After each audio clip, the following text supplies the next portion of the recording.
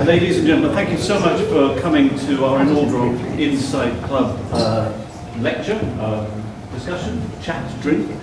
Francis Ingham from the PRCA is going to introduce Nicholas, who's then going to say a few words about his formal role at Boles Exchange. Francis.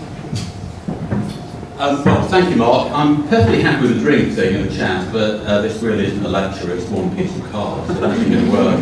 I'm delighted to say we've made it here tonight.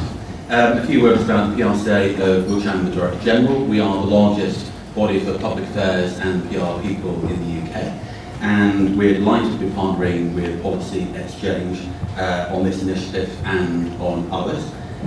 Policy Exchange is without doubt the leading right-of-centre think tank. It's innovative and it's exciting, and it is shaping the debate of where our country is going, and that's why we're delighted to be working with it. So, very simply, why should you join the Inside Club? Well, because you want to engage in high-level political discussions that are relevant not only to you, but to your career, to your clients, to your colleagues, because you take the future of our country seriously, and because you want to meet interesting people. And on the interesting people front, it's my pleasure to introduce tonight's speaker, Nick Boles, the founding director of Policy Exchange, and the man who has that tiny, completely not controversial area of government reform planning as a ministerial portfolio. Nick. Thanks very much indeed, and thank you for inviting me back to my old home. The funny thing is, it's amazing how the wheel turns in life. Because when Policy Exchange was started, and there were literally a couple of us sitting on old boxes in a room just sort of around the back of Central Methodist Hall, Mark McGregor was of course Chief Executive of the Conservative Party, and we were like a small guerrilla encampment lobbing grenades at Mark in headquarters, and we were so successful that Mark got fired. So. And he's now here running this vast organisation. I'm going to point you, just so you can see the journey of Policy Exchange, to this rather fantastic, if somewhat baffling, chart on the wall. Basically, the inner circle, which has very few dots in it, is when I was running Policy Exchange, and we didn't do very much. And the outer circles is what's happened since I left. When a wall of money hit it, and it has done a huge amount of research. But I think the most important thing to understand about Policy Exchange and about successful think tanks generally, and of course at the moment Policy Exchange is the most successful, is that they don't just sit around having ideas, having debates, and searching through stats. They are in the business of influencing what politicians are going to think. Because the truth about us politicians is we can't think for ourselves. Most of us don't in fact have the intellectual equipment to think for ourselves. But even those few who do claim to have that equipment certainly don't have the time and aren't given the space either by our constituents or, if we are junior ministers, by civil servants. And one of the absolutely inevitable truths about governments is that the longer they're in government, the harder it is for them to actually think in a fresh way about the problems of the country.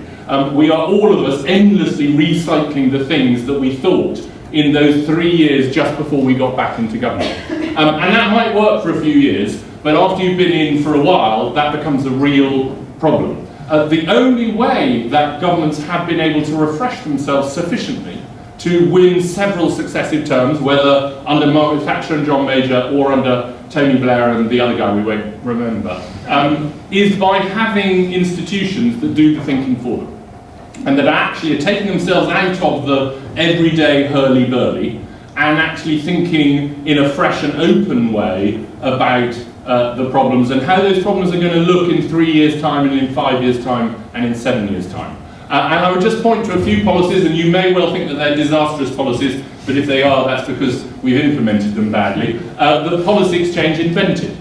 We have introduced police and crime commissioners directly elected to oversee police forces, because nobody had ever heard of their police authorities. That was an idea that was floated in the very first report that Policy Exchange did. One of the other early reports that Policy Exchange did was called More Good School Places, and it basically set out a reform programme for the education system, setting schools free, enabling new people to come in and set up schools, that is the absolute heart of Michael Gove's education reform. And of course it's no coincidence that he was chairman of Policy Exchange at the start. We have put in place a whole series of planning reforms, which I now have responsibility for overseeing. And though Alex Morton, who runs the planning research here, is permanently dissatisfied, and I always feel like a rather poor student whenever I get a review from Alex, nevertheless, we're permanently striving to live up to his expectations and ideals. So don't underestimate the influence of this place. It's not huge, it doesn't have a lot of money, it's not like, if you go to think tanks in Washington DC, I remember once I went to see the Heritage Foundation, which is the one of the best funded and most influential right-wing think tanks there, and it was as if you walked into one of Saddam Hussein's palaces. I made that joke to the director, and he wasn't entirely. But we here do it on a relative shoestring. And yet, compared to institutions, government institutions that receive millions and millions of pounds of your money in research budgets, let alone European institutions that receive tens and hundreds of millions of pounds of your money in research budgets, none of them have any impact on anything at all, because no politician ever hears about the ideas and ever reads the reports. So the thing that a think tank that must do well, and that Policy Exchange does superbly, is based on what a great friend of Policy Exchange's and of mine said right at the start, a man called David Frum, who's a great American thinker and writer who used to work at the American Enterprise Institute. And he told us, he said, the secret to a great think tank is that it's 50% ideas and 50% catering. You are here to enjoy some very good catering and to exchange some very good ideas. I really hope that you will join the Insight Club, that you will support Policy Exchange, and that you will become part of the process of creating the ideas that I promise you will be put into practice by a government in the next 5, 10, 15 years. That to me is a pretty good and exciting offer, so I hope you'll take it up. Thank you.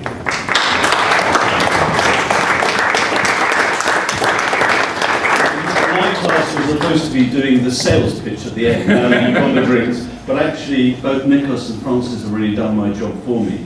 Policy Exchange specialises in producing not so much blue sky thinking, but actually detailed, worked out, implementable proposals that people like Nicholas and other ministers and shadow ministers could actually put into practice. And that's very much the style of the organisation, because we want to be the organisation that actually makes a difference. And most of the heads of units and others here, that's what they're doing on a day-to-day basis. Not everybody who works here has become an MP, or not everyone has become a government minister. But what's true is we do have a huge influence across the political spectrum, and that's something that, from our point of view, we want to continue. One of the reasons why we set up the Insight Club is very much to engage with the new generation of people who themselves may have ideas, so that you can attend our events, you can look at our reports, you can feed directly into the policy process, and that obviously helps us make sure that when we produce something, it's actually grounded in reality. So the sales pitches around the place, and Amy and others will hand you these on your way out, is a flyer that just summarises what the benefits of the Insight Club is. I hope you join. I hope you become involved in our events, our other activities, because I think the people in this room and others who we didn't allow to come because it was full, and others from business and the political spectrum, those people can help us make sure that we deliver the right policies to ensure that the government puts in things that actually make a real difference. So thank you so much for coming. Thank you, Nicholas. He's actually got to go in about 30 seconds, so if you wanted to lobby him on housing or anything else, we've got a very narrow window. But thank you very much for coming. Enjoy the rest of the evening, and don't forget to sign up when you're on your way out. Thank you very much.